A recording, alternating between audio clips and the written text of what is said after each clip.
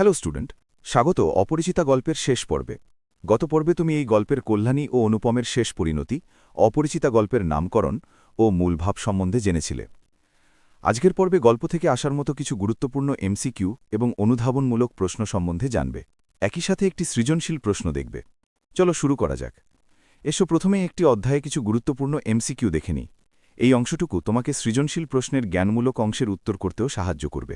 স্ক্রিনে প্রথম প্রশ্নটি দেখতে পাচ্ছ। এখানে জানতে চাওয়া হয়েছে কোন ঘটনাটিকে অপরিচিতা গল্পের শীর্ষ মুহূর্ত বলা যায়। নিচে 4টি অপশন দেখতে পাচ্ছ। উত্তর করার আগে চলো শীর্ষ মুহূর্ত কি জেনে নিই। গল্পের সেই অবস্থাকে শীর্ষ মুহূর্ত বা ক্লাইম্যাক্স বলা হয় যখন গল্পটি নাটকীয়তা, উৎকণ্ঠা ও উত্তেজনায় পূর্ণ থাকে। এবার চলো উত্তরটি দেখি।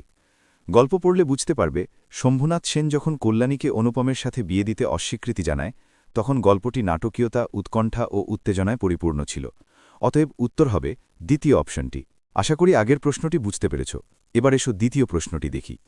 এখানে অনুপমের একটি উক্তির উল্লেখ রয়েছে যেখানে তিনি বলছেন, মেয়ের বিয়ে হইবে না, এ ভয় যার মনে নেই তার শাস্তির উপায় কি। এবং প্রশ্ন করা হয়েছে এই উক্তির মাধ্যমে শম্ভুনাথ বাবুল কোন গুণটির প্রকাশ পেয়েছে। ভালোভাবেই বুঝতে পারছ যেহেতু তিনি মেয়ের বিয়ে নিয়ে কোনো ভয় পাচ্ছেন না, অতএব এই উক্তিটি তার সাহসিকতার দিকটি তুলে ধরেছে, যা প্রথম অপশানে দেওয়া রয়েছে। এরকম আরও একটি প্রশ্ন, আমার কন্যার গহনা আমি চুরি করিব, এ কথা যারা মনে করে তাদের হাতে আমি কন্যা দিতে পারি না। এই উক্তিটিতে কি প্রকাশ পেয়েছে? শম্ভুনাথ বাবুর ক্ষোভ, অভিমান, লজ্জা নাকি আত্মসম্মান? এর উত্তর তুমি স্ক্রিনে দেখতে পাচ্ছ। উক্তিতে শম্ভুবাবুর আত্মমর্যাদা প্রকাশ পেয়েছে। খাতায় তুলে নাও। এখন তুমি একটি বহুপদী সমাপ্তিসূচক প্রশ্ন দেখতে পাবে। এ সকল প্রশ্নের উত্তর একটি, দুইটি কিংবা তিনটিও হতে পারে। এই ধরনের প্রশ্নের উত্তরে তোমার মাঝে সংশয় কাজ করতে পারে সঠিক উত্তর নিয়ে। চলো প্রশ্নটি দেখি। প্রশ্নে জানতে চাওয়া হয়েছে অনুপমের বিয়ে ভাঙার পর তার মামা কোন কারণে মামলা করতে চেয়েছিলেন। 3টি পয়েন্ট দেখতে পাচ্ছ। প্রথম পয়েন্টে দেওয়া আছে বিয়ের চুক্তিভঙ্গের কারণে, দ্বিতীয় পয়েন্টে মানহানি এবং তৃতীয় পয়েন্টে আর্থিক ক্ষতি পোষানোর কারণে দেওয়া আছে। গল্পটি পড়লে বুঝবে বিয়ের চুক্তিভঙ্গ ও মানহানির কারণেই মামা মামলা করতে চেয়েছিলেন, অর্থাৎ উত্তর হবে প্রথম অপশনটি। আশা করি উত্তরটি বুঝতে পেরেছ। এ পর্যায়ে এমন কিছু বহুনির্বাচনী প্রশ্ন দেখতে পাচ্ছ যেগুলো বিগত বছরের পরীক্ষাগুলোতে এসেছে। প্রথম প্রশ্নের উত্তর হল অনুপমের বাবা ওকালতি করে টাকা উপার্জন করেছিলেন। দ্বিতীয় প্রশ্নের উত্তর হল একমাত্র মেয়ে বিধায় বিয়েতে পণ দিতে শম্ভুবাবু রাজি হন। তৃতীয় প্রশ্নের উত্তর হল অপরিচিতা শিক্ষামূলক রচনা। সবগুলো খাতায় নোট করে নাও। 4 নম্বর প্রশ্নের উত্তরে বলা হয়েছে অনুপম ও কল্যাণীর বিয়েতে কল্যার পিতার পারিবারিক অবস্থার বিষয়টি গুরুত্ব পেয়েছে। 5 নম্বর প্রশ্নের উত্তরে বলা হয়েছে আমি গাড়ি ছাড়ব না, এ উক্তি কল্যাণী হিন্দি ভাষায় বলেছে। এবার চলো কিছু গুরুত্বপূর্ণ অনুধাবনমূলক প্রশ্ন দেখি ও সেগুলোর উত্তর কিভাবে করতে হবে সে সম্পর্কে ধারণা নেই। স্ক্রিনে একটি অনুধাবনমূলক প্রশ্ন দেখতে পাচ্ছ যেখানে বলা আছে এই তো আমি জায়গা পাইয়েছি। এই উক্তিটির মাধ্যমে কি বোঝানো হয়েছে? চলো তবে উত্তরের পদ্ধতিটি দেখি। তুমি গল্পটি ভালোভাবে পড়লে দেখবে গল্পের প্রায় শেষের দিকে অনুপম উক্তিটি করেছিল। সে এর মাধ্যমে কল্যাণীর মনে জায়গা পাওয়ার সুযোগের কথা বুঝিয়েছে।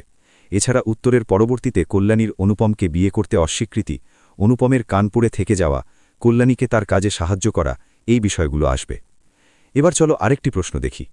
এখানে মেয়ের চেয়ে মেয়ের বাপের খবরটাই তাহার কাছে গুরুতর, এই কথাটি বুঝিয়ে লিখতে বলা হয়েছে। এসো উত্তরটি কিভাবে করতে হবে তা দেখি। গল্পটি পড়লে বুঝবে অনুপমের মামার যৌতুকের প্রতি লোভের ব্যাপারটি এখানে উঠে এসেছে। এছাড়া প্রশ্নের উত্তরে অনুপমের বিয়ে নিয়ে মামার সাথে অনুপমের বন্ধু বরিশের আলোচনার ব্যাপারটি সংক্ষেপে ব্যাখ্যা করতে হবে। এরকম আরও কয়েকটি অনুধাবনমূলক প্রশ্ন ও তার মূল ভাব স্ক্রিনে দেখতে পাচ্ছ। একে তো বরের হাত মহার্ঘ, তারপরে ধনুক ভাঙোপন, এই কথার অর্থ বুঝিয়ে দাও। এখানে 15 বছর বয়সেও কল্যাণীর জন্য সুপাত্র খুঁজে না পাওয়ার বিষয়টি নিয়ে আলোচনা করতে হবে। স্ক্রিন পজ করে চোখ বুলিয়ে নাও। ভালো মানুষ হওয়ার কোনো ঝঞ্ঝাট নেই, অপরিচিতা গল্প অবলম্বনে ব্যাখ্যা করো। স্ক্রিন পজ করে চোখ বুলিয়ে নাও। তাহারই পশ্চাতে লক্ষ্মীর ঘরটি একেবারে উপুর করিয়া দিতে দ্বিধা হইবে না, উক্তিটির ব্যাখ্যা করতে বলা হয়েছে। একমাত্র মেয়ে কল্যাণীর বিয়েতে তার বাবার থেকে ছেলের মামা অতিরিক্ত যৌতুক পাওয়ার আশাকে বোঝাতে এমন উক্তি করা হয়েছে। এবার চলো একটি পূর্ণ সৃজনশীল প্রশ্ন দেখে নেই। স্ক্রিনে একটি উদ্দীপক দেখতে পাচ্ছ। এখানে বলা আছে মঈনের বাবা মঈনকে কোনো মতেই যৌতুক ছাড়া বিয়ে দিবেন না। পাত্রীপক্ষ অনেক অনুরোধ করলেও তিনি তার সিদ্ধান্ত থেকে এক চুলও নড়েননি। কিন্তু সকলকে অবাক করে তার বাবার সিদ্ধান্তের বিপরীতে যায় মঈন। সে যৌতুক ছাড়াই বিয়ে করতে যায়। মঈনের শক্ত অবস্থানের কারণে তার বাবাও নিজের ভুল বুঝতে পারে। এবার 4টি প্রশ্ন দেখতে পাচ্ছ স্ক্রিনে, একবার চোখ বুলিয়ে নাও।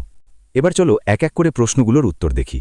এখানে ক নম্বর প্রশ্নে জানতে চাওয়া হয়েছে গল্পে মামা এক বিশেষ কাজে কোথায় গিয়েছিলেন? এসো এবার উত্তরটি দেখে নেই। গল্পে দেখতে পাবে অনুপম বলছে তার মামা একবার বিশেষ কাজে পণ্যগড় পর্যন্ত গিয়েছিলেন। তাহলে উত্তরটা হবে পণ্যগড়। এসো এবার খ নম্বর প্রশ্নটি দেখি। এখানে অপরিচিতা কেন একটি ছোট গল্প তা ব্যাখ্যা করতে বলা হয়েছে। চলো প্রথমে উত্তর কোনভাবে করতে হবে তা দেখি। প্রথম অংশে অপরিচিতা কেন একটি ছোট গল্প তা এক বাক্যে উল্লেখ করতে হবে। এ বিষয়ে আলোচনা তুমি প্রথম পর্বে দেখে এসেছ। দ্বিতীয় অংশে সেই বিষয়টি ব্যাখ্যা দিতে হবে। সম্পূর্ণ উত্তর দেখলেই আশা করি ব্যাপারটি বুঝে যাবে। প্রথম অংশে দেখতে পাচ্ছ ছোট গল্প হওয়ার মানদণ্ডগুলো দেওয়া হয়েছে। দ্বিতীয় অংশে সবগুলো মানদণ্ড ব্যাখ্যা করা হয়েছে। তাহলে বুঝতেই পারছ ছোট গল্প নিয়ে সংক্ষিপ্ত আলোচনায় তোমার উত্তর। এসো এবার গ নম্বর প্রশ্নটি দেখি। এখানে উদ্দীপকের মইনের সাথে অপরিচিতা গল্পের অনুপমের পার্থক্য ব্যাখ্যা করতে বলা হয়েছে। চলো উদ্দীপকটি আরেকবার দেখে নেওয়া যাক, যেখানে বলা হয়েছে যৌতুক প্রথার বিরুদ্ধে মইন নামক তরুণের দৃঢ় অবস্থান ছিল। অভিভাবকের অন্যায় সিদ্ধান্ত মইন মানেনি। অপরিচিতা গল্পের অনুপম কিন্তু বিপরীত। তবে চলো বরাবরের মতো উত্তর করার পদ্ধতিটি দেখি। প্রথমেই অনুপম ও মইনের মধ্যকার পার্থক্যটি এক বাক্যে দেখাতে হবে। মনে আছে তোমাকে গল্প নিয়ে আলোচনার দ্বিতীয় পর্ব থেকেই চরিত্রগুলোর সাথে পরিচয় করানো হয়েছিল? হ্যাঁ, যাতে তুমি সৃজনশীল আসলে উত্তর করতে পারো। দ্বিতীয় অংশে তুমি অনুপম চরিত্রের ব্যাখ্যা দিবে এবং সবশেষে মইন চরিত্রের ব্যাখ্যা দিয়ে অনুপমের সাথে থাকা পার্থক্যের আলোচনা করে উত্তর শেষ করতে হবে।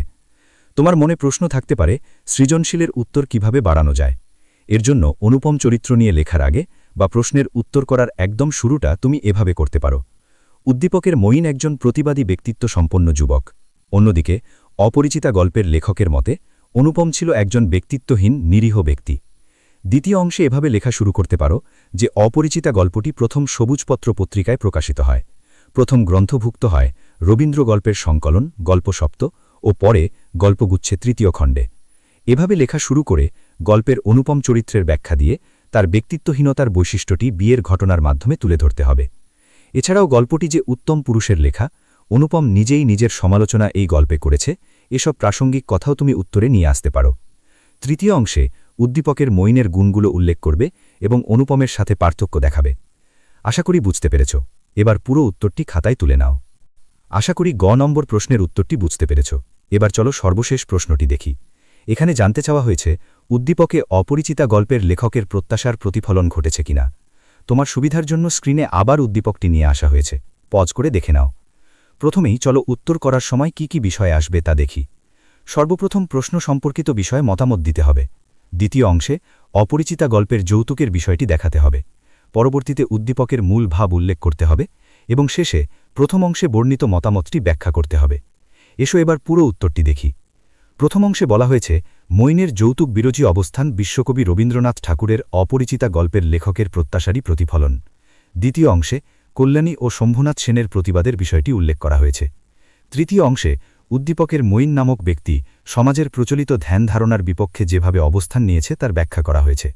এবং সবশেষে বলা হয়েছে গল্পে অনুপম যৌতুকের বিরুদ্ধে প্রতিবাদ করতে না পারলেও মইন করেছে এবং লেখক অনুপমের আত্মসমালোচনার মাধ্যমে এটাই বোঝাতে চেয়েছেন যে লেখক এই প্রথাকে ভাঙতে পারবে এমন মানুষদের প্রত্যাশা করেন।